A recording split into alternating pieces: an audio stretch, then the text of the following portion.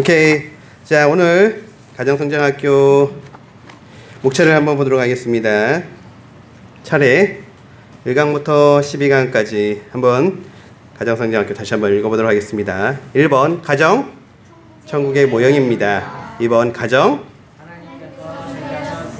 3번 가정의 화목, 정신적 사랑과 육체적 사랑, 예, 아버지, 어머니, 효도, 자녀, 돈, 대화와 용서, 가정성장, 오늘 예, 지난번에 우리가 가정의 갈등 극복, 대화와 용서 전반부를 했고 오늘 후반부 갈등을 해결하는 열쇠, 대화에 대해서 좀 더 나누도록 하겠습니다.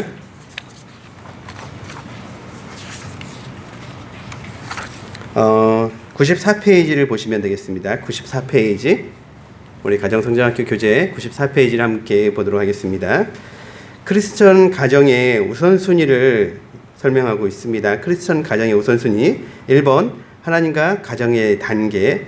가정이 행복하려면 우선 가정에서 계획하는 모든 일들이 하나님의 뜻과 일치해야 합니다. 모든 계획의 최우선순위는 하나님의 영광입니다. 가정은 단지 의식주를 해결하기 위한 수단이 아니라 하나님을 보다 잘 섬기기 위한 은혜의 도구입니다. 예, 가정의 최우선순위는 뭐라고 말했죠? 하나님께 영광을 돌리는 것, 그게 가장 우선순위라고 이야기하고 있습니다. 빌립보서 1장 20절 우리 함께 읽어볼까요? 시작. 나의 간절한 기대와 소망을 따라 아무 일에든지 부끄럽지 아니하고 오직 전과 같이 이제도 온전히 담대하여 살든지 죽든지 내 몸에서 그리스도가 존귀되게 하려 하나니. 예, 바울이 고백이죠. 자기 자신이 살든지 죽든지 뭐가 되기를 원한다? 예, 예수님만이 영광 받으시기를 원한다. 그것이 바울의 고백입니다. 가정의 최우선순위는 의식주가 아니라 하나님께 영광 돌리는 것이다. 자, 그 밑에 있는 거 우리 전선님 한번 읽어주세요. 하나님이 중심이 된 가정의 영향력은 사방으로 퍼져나가 온 나라에 무한한 힘을 끼쳤다. 하나님을 섬기는 가정은 자유사회의 가장 강한 방파제였다. 광야에서 고난과 결핍의 생활을 끝내고 약속의 땅으로 들어왔을 때에는 대교의 위엄이 충만한 때였다. 너희 섬길 자를 오늘날 택하라. 는 여호수아의 명령을 듣고 열띤 회원이 벌어졌다. 오직 나와 내 집은 여호와를 섬기기 원하는 결단은 이방 우상 앞에서 흔들렸던 우유부단함이 사라지게 하였다. 한 사람의 영적인 지도자가 자신과 자신의 가족을 위해 내렸던 결단이 그 사회와 민족을 하나님께로 바르게 인도하는 중요한 결단이 되었다. 하나님만을 섬기는 가정에서 일어나는 모든 일들은 사회를 변화시키는 원동력이 될 수 있다. 가정은 하나님이 제정하신 것이다.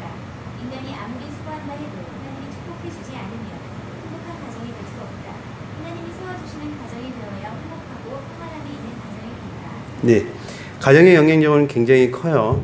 근데 그 가정의 영향력을 키우는 건 내가 아니라 하나님이 세워주셔야 된다는 거죠.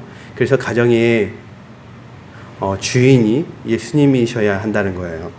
자, 2번 크리스천의 가정의 우선순위. 1번 하나님과 가정의 단계, 하나님께 영광 돌리는 거. 두 번째 남편과 아내와의 관계. 자, 두 번째입니다. 첫 번째는 하나님께 영광 돌리는 거, 두 번째는 남편과 아내와의 관계입니다. 부부 사이에도 역시 하나님의 뜻인 성경 말씀에 따라야 합니다. 아내는 교회가 그리스도에게 복종하듯 남편을 섬기며 남편은 그리스도께서 교회를 위하여 자신을 주신 같이 아내를 사랑하는 것이 성경의 뜻입니다. 에베소서 5장 22절 28절 우리 함께 읽어볼까요? 시작. 아내들이여 자기 남편에게 복종하기를 주께 하듯 하라. 이는 남편의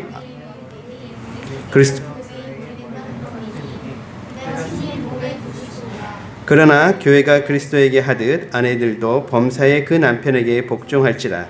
남편들아 아내 사랑하기를 그리스도께서 교회를 사랑하시고 위하여 자신을 주신 같이 하라. 이는 곧 물로 씻어 말씀으로 깨끗하게 하사 거룩하게 하시고 자기 앞에 영광스러운 교회로 세우사 티나 주름 잡힌 것이나 이런 것들이 없이 거룩하고 흠이 없게 하려 하심이라. 이와 같이 남편들도 자기 아내 사랑하기를 제 몸과 같이 할지니 자기 아내를 사랑하는 자는 자기를 사랑하는 것이라. 남편과의 아내에 있어서 서로 사랑하고 서로 복종하는 것. 21절 우리가 써져 있지는 않지만 5장 21절에 제일 중요하죠. 5장 21절 뭐죠? 피차 복종하라. 피차 섬겨라. 예. 남편과 아내의 역할에 대해서 설명하기 전에 모든 인간관계에 있어서 성경에서는 피차 서로 이 관계를 굉장히 중요하죠. 서로 섬기고 서로 복종하고 그리고 나서 남편의 역할, 아내의 역할에 대해서 이야기하고 있습니다.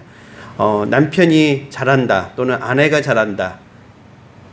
좋지요. 둘 다 잘할 경우에는. 근데 남편은 잘하는데 아내는 못한다. 또는 아내는 잘하는데 남편은 못한다. 예, 그런 게 아니라 서로 해야 된다. 가정은 서로 세우는 것이다. 자, 태진 자매님, 사도 바울은 읽어주세요. 사도 바울은 남편과 아내의 피차 복종을 삶의 방식에 대해 말씀했다. 그러나 이것은 평온한 관계에서 서로를 사랑하고 섬길 것을 말씀한다. 남편과 아내, 자녀와 부모, 종과 주인의 관계를 통한 유일한 부분은 주께 하듯 주 안에서 그리스도께 하듯이다. 네, 감사합니다. 예, 지난번에도 말씀드렸던 것 같은데 성경에서 얘기하는 가정의 단위는 남편과 아내, 그리고 자녀와 부모, 그리고 종과 주인까지 포함하는 거였어요. 당시에 종과 주인이 함께 있었으니까요. 그러니까 우리가 살고 있는 세상에서도 역시 마찬가지죠. 우리는 가정이 하면 남편과 아내, 그 다음에 부모와 자식 관계만 생각하는데 가정을 더 넓게 봐야죠. 우리가 일하고 있는 직장, 우리가 살고 있는 생활 터전, 그것도 역시 가정이라는 거. 그리고 그 안에서 해야 될 것은 피차 복종하는 거. 여기에서 굉장히 중요한 말을 하고 있죠. 5장 22절 죽게 하듯 하다. 죽게 하듯, 주님에게 하듯 해야 한다. 그리고 주 안에서 그리고 그리스도에게 하듯, 뭐 반복되는 말이네요. 이렇게 해야 된다는 거예요. 고든 드딜, 그 밑에 보시면 고든 드딜이라는 사람은 결혼에 있어서 복종은 상호적이며 가치나 위치에 있어서 열등함을 암시하거나 뜻하지 않으며 하나님을 불순종하는 일로 연결되어서는 안 된다고 말합니다. 생명의 은혜를 유업으로 함께 받을 자로서 서로 존귀히 여길 때 부부는 복종하는 일이 기쁨이 될 수 있습니다. 기쁨과 감사함으로 복종할 수 있는 부부가 이루는 가정은 천국과 같은 가정입니다. 남편이 아내에게 성경에서 뭐라 했죠? 나에게 복종하라겠죠. 여보, 복종해. 예. 성경에서는 둘 다 서로 복종하라고 얘기를 했죠. 그리고 아내에게서 남편에게 할 때 복종하듯이란 말을 썼지만 기본은 뭐예요? 피차, 서로라는 거 우리가 기억하면 좋을 것 같아요. 그래서 서로 함께 해야 된다는 거. 자, 그리고 크리스천의 가정의 세 번째는 부모와 자녀와의 관계입니다. 가정에 부모가 있고 그 부모를 통하여 주신 자녀들이 있습니다. 주님께서는 자녀에게 공경이라는 계명을 주셨고 부모에게는 이해와 양육이라는 계명을 주셨습니다. 이 말씀을 지키며 생활할 때 가정 안에서 평안과 행복이 가득할 것입니다. 자, 자녀들에게 준 건 뭐라겠죠? 부모님에게 뭐 하라? 공경하라. 공경하란 말은 뭘까요? 공경하란 말, 우리가 쓰는 말이 뭐가 있을까요? 공경하는 거. 예, 존경이라는 말이 가장 비슷하죠.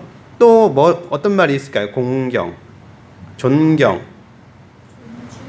예, 존중. 한국말로는 저는 이렇게 생각해요. 공경 여러 가지가 있겠지만 예의 바르게 이게 공경하는 것이라고 생각해요. 어느 가정이나 마찬가지로 있죠. 부모님들이 아이들을 깨울 때 얘들아 학교 가야 될 시간이야 하면 대체로 우리 자녀들이 말을 잘 듣지만 가끔 그러죠. 싫어 그러죠. 그렇죠. 뭐라고요?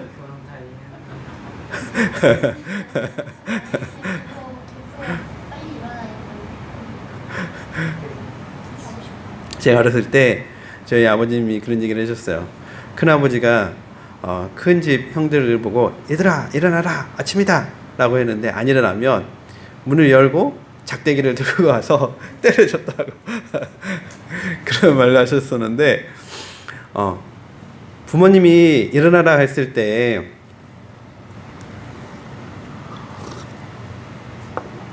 정말 일어나기 싫지만 네 해야죠.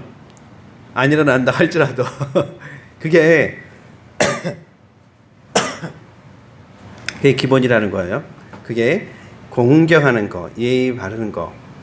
그리고 요즘에 많이 없어지긴 했지만 밥을 차려놓으면 누가 먼저 수저를 떠야 되죠? 자식들? 예, 요즘에서는 제일 많이 하는 게 일찍 출근해야 된다든지 일찍 가야 되는 사람이 우선순위로 숟가락을 뜨게 하잖아요. 근데 전통적으로는 어떻게 해야 되죠? 어른들이. 그래서 우리 교회에서도 요즘에 이제 시작하고 있는 것 중에서 우리 점심을 먹을 때 어른들이 먼저 드시고 나서 학생들이 드시는 거. 그래서 저 지난번에도 얘기했지만 버클랜드 교회에서는 아이들 보고 뭐라고 했죠? 어린 것들. 어린 것들은 이따 먹어. 어린 것들. 니네는 먹을 날이 창창하고 공경받을 날이 창창하고 그러니까 어른들 드시고 먹어. 이렇게 어린 것들이라는 표현을 쓰는데 뭐 그 말이 맞다라는 것보다는 우선순위를 가정에서 지켜주는 것이 아이들한테도 부모님들한테도 서로에게 좋다. 그래서 자녀들은 여러 가지를 부모님에게 사랑을 표현할 수 있지만 가장 좋은 표현은 예의 바른 행동이라고 얘기할 수 있을 것 같아요.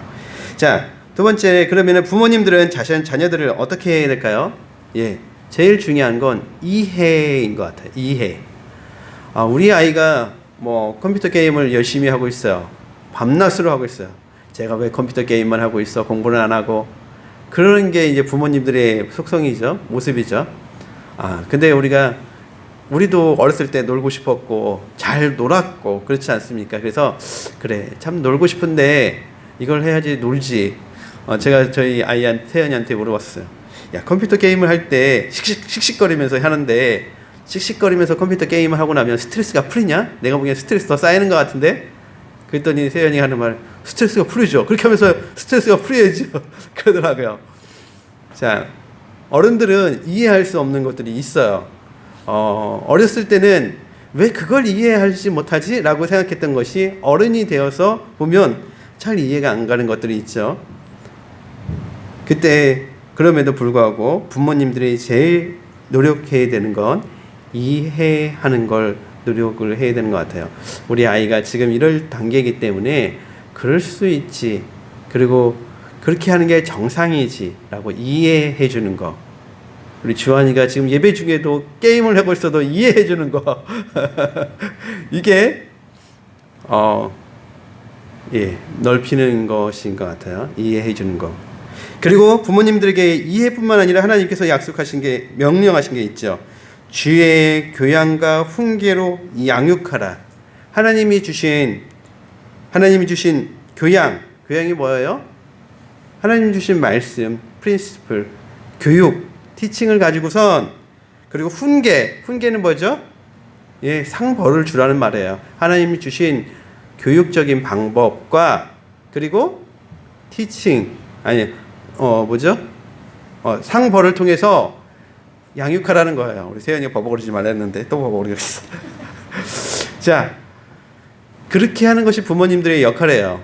근데 부모님들이 요즘에 너무 바쁘시니까 그걸 선생님들한테 다 맡긴 거죠. 학교에다가 또는 학원에다 다 맡기고 집에서 이걸 안 하는 경우가 많은데 그러면은 가정은 세워지지가 않는다. 그래가지고는 절대 가정이 세워지지 않는다. 저는 부모와 자녀의 관계를 그리고 가정의 문제를 크리스천의 가정을 세우는 데 있어서 여기서 하나 더 얘기한다면 가정예배라고 생각합니다. 가정예배. 여기에서 가정예배를 드릴 때 우리 자녀들을 부모가 이해할 수 있고 그리고 하나님 말씀으로 양육할 수 있다고 봐요. 근데 가정예배가 없으면은 이 부분을 하기가 정말 어려워요. 언제 우리가 뭔 기준으로 우리 자녀들을 가르치겠어요? 기준이 있어야 되잖아요. 기준이. 그런데 우리 기준은 우리 자녀들한테 순간순간 이야기하는 기준들은 우리의 생각이잖아요. 우리 생각대로 얘기하는데 그게 아니라 가정 예배를 드리고 나서 자녀들하고 이야기할 때는 성경 말씀이 기준이 되기 때문에 우리 자녀들을 제대로 양육할 수가 있을 거라고 봐요. 그래서 가정 예배가 우리 가정을 세우는 데 있어서 양보할 수 없는 이 세상에서 제일 중요한 거다. 그래서 가정 예배를 목숨 걸고 가정 예배를 드리기를 예수님 이름으로 축원합니다. 잠깐 정지해 주세요. 네, 가정의 문제 유형 96페이지를 보도록 하겠습니다.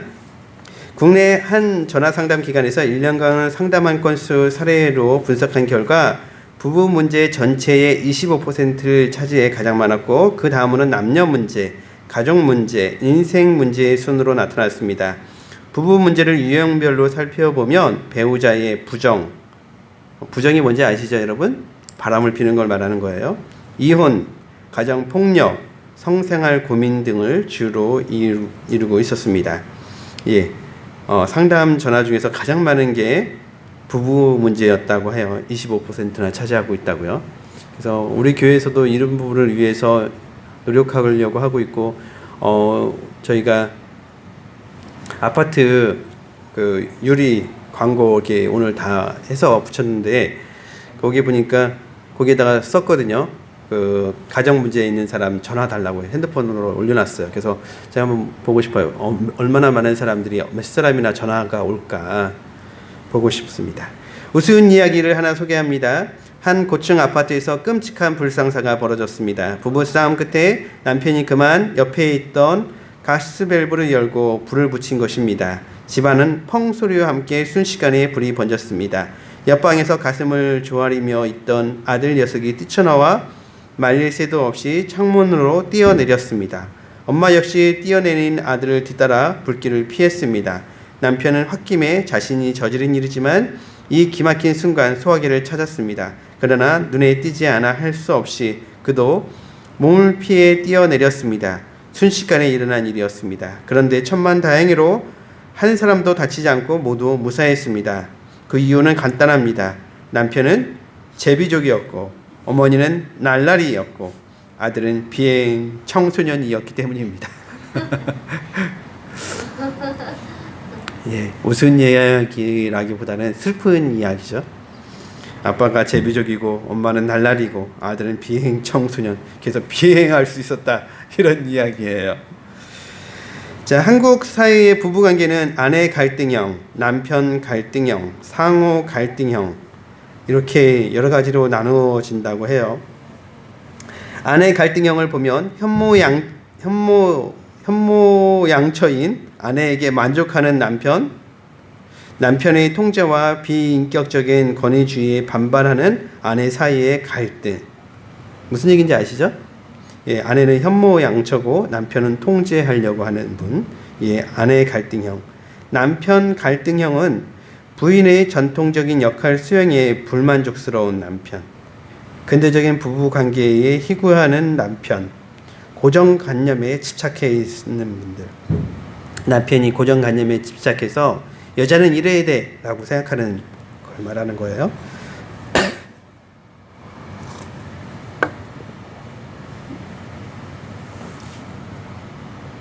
상호 갈등, 둘 다 서로 다른 요구에 불만족하면서도 이를 다른 방법으로 도피하려고 하는 유형.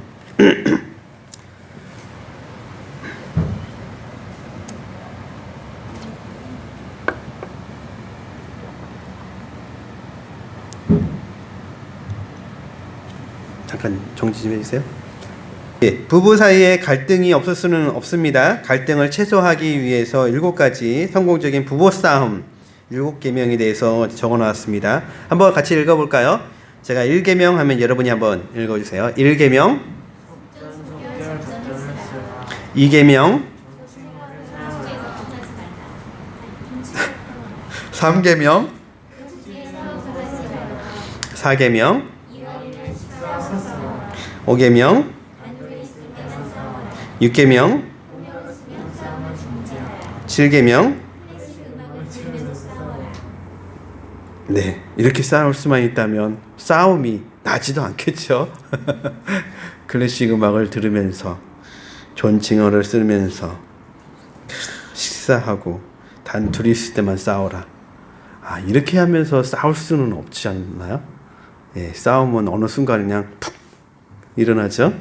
그래서 우리가 조심하는 것밖에는 별 도리가 없죠. 그리고 싸움이 일어나면 저는 여기서 가장 중요한 거 이 두 가지 생각을 하면 어떨까 생각이 드는데, 속전속결 싸움을 오래 하려고 하고 길게 늘어지지 말고 서운한다든지 문제가 있다고 생각하는 것은 빨리 얘기하고 빨리 서로 용서하고 서로 화해하는 거, 이게 중요하지 않나 생각이 들고, 또 하나는 존칭어를 써라. 예, 존칭어를 쓰면 훨씬 더 감정이 이렇게 격해서 나오지 않죠. 싸우다 보면 이렇게 흥분해가지고 너는 말이야 하면서 나올 수가 있잖아요. 근데 당신은 그러면서 싸운다면 훨씬 더 좋겠죠. 자, 우리 가정 어른들 노력해 봅시다. 예, 그 옆에 97페이지에 똑같은 내용이 있어요. 부부싸움을 안 하는 것이 아니라 하되 바르게 하는 것이 필요하다. 다음에 몇 가지 원칙은 부부싸움을 건설적인 기후로 삼는 데 필요하다. 첫째, 똑같은 내용인데요. 한 가지 주제를 다뤄야 된다.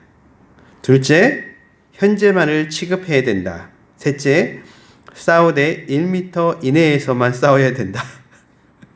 무슨 얘기인지 아시죠? 그 옆에 보면 그 모델을 일가 친차까지 확대하지 말라. 넷째, 미봉책으로 끝내지 말라. 끝 마무리를 잘 해라. 이건 어렵네요. 그렇죠? 다섯째, 제3자와 동맹 관계를 끌어들이지 말라. 누구 뭐 이런 게 끌어들이지 말라. 여섯 번째, 인격 모독은 피하라.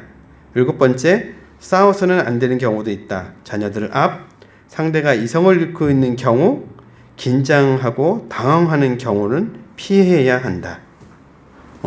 일곱 번째 맞죠? 일곱 번째, 저는 이거 보다 보니까 일곱 번째가 가장 와닿았는데요. 예, 인격 모독을 하면 안 된다는 거. 아니, 아이들 앞에서 두 번째, 이성을 잃었을 때. 예, 저는 어렸을 때 제일 많이 본 것 중에 하나가 아버지가 술을 입 가득 차고 오셨는데 그때 어머니가 왜 술 먹고 왔어? 라고 할 때 이성을 잃었기 때문에 왜 술 먹고 왔어? 뭐 싫어? 하면서 싸우는 거, 그게 생각나는데, 종종 그럴 때 있죠. 상대방이 이성을 잃었는데도 불구하고 꼬치꼬치 캐물면 더 좋을 건 없겠죠. 그리고 긴장하고 당황하는 경우, 이런 건 저 같은 목사들이 해당하는 것 같아요. 일요일 아침에 긴장하고 당황하고 있는데 거기에 대해서 막 누군가 뭐라 하면 이러는 것 같아요. 예. 누군가 그럴 경우에는 될 수 있으면 말을 좀 조심해야 되겠죠. 우리 아이들이 학교 면접을 보러 가는데 아침에 너무 상태가 안 좋아서 막 잔소리를 하게 되면 그 아이가 면접 가서 잘할 수가 없고 시험 보러 가서 잘할 수가 없겠죠. 그럴 때를 말하는 것 같아요. 자, 3번 가정 불화의 원인을 한번 보도록 할까요? 가정 불화의 원인 1번, 아내 혹은 남편을 향한 사랑이 변질되었을 때. 변질되었다. 무슨 얘기인죠? 예, 바뀌어 있었다. 성경에 보면 아브라함 이야기를 하고 있어요. 아브라함이 아내 사라가 애를 못 낳죠. 그래가지고 그 하갈을 얻었는데, 하갈이 아브라함의 아내 사라를 모욕하고 무시했죠. 그래서 사라가 아브라함에게 나 저 사람 그대로 봐줄 수가 없어요. 이런 거. 뭐죠 이게? 변질되었다. 예, 종과 주인의 역할이 바뀌어져 있는 상태인 거죠. 근데 그럴 수 있죠. 남편이 다른 여자가 있다. 그러면은 똑같은 관계가 되겠죠. 부인이 있음에도 불구하고 다른 여자가 있을 경우에는 뭐 얘기할 수가 없는 것 같아요. 두 번째, 성적인 타락이 있을 때, 예, 성적인 타락은 98페이지입니다. 말할 필요가 없죠. 성적인 타락. 세 번째, 가족을 속이면서 개인의 성공을 추구할 때. 야곱이 대표적인 케이스죠. 야곱이 가정의 불화를 일으켰죠. 무슨 불화예요? 축복권을 빼앗아 가지고선 형제간에 싸움이 일어났고 아버지와 엄마가 서로 불신하는 게 되는 거. 그래서 우리가 이런 거 참 조심해야 되죠. 부모임에도 불구하고 자식 중에서 더 이쁜 자식이 있을 수도 있죠. 그래가지고서 누구에게 좀 더 잘해주면 그거에 대해서 시기하고 질투하고, 예, 그럴 수 있죠. 충분히. 잠깐 정지해 주시겠어요?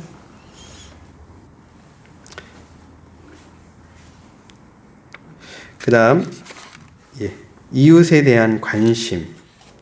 자, 여기까지 한번 보겠습니다. 행복의 샘물 101페이지.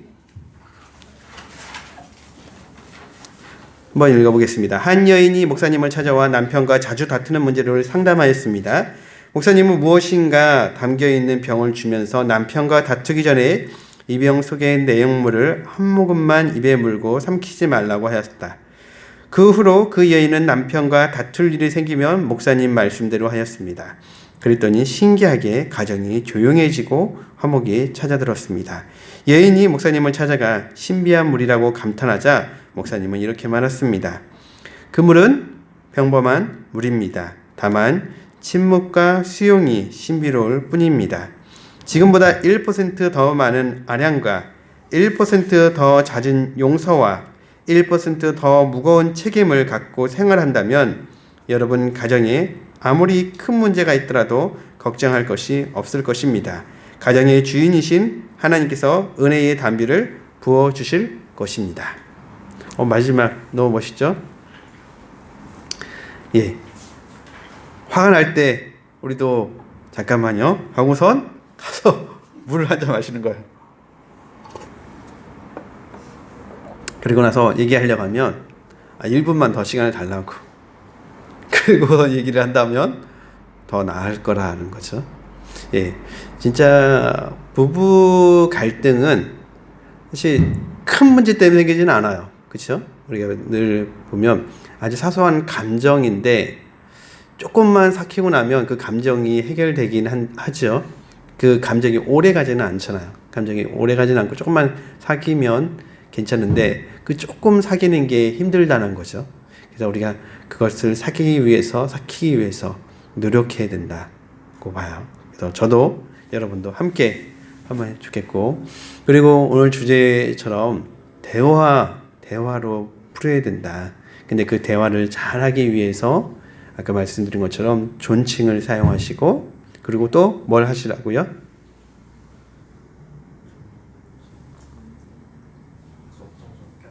예, 속전속결. 우리 실천해 보면 좋겠습니다. 기도하겠습니다. 하나님 감사합니다. 하나님, 1%의 아량과 1%의 용서, 1%의 책임, 이걸 갖는다면 우리 가정이 더 아름답게 될 수 있다고 책에서 말했습니다. 하나님, 저희가 1%를 더 노력할 수 있도록 축복해 주시옵소서. 우리 가정이 지금보다 더 나은 가정이 될 수 있도록 축복해 주옵소서. 예수님 이름으로 기도드립니다. 아멘.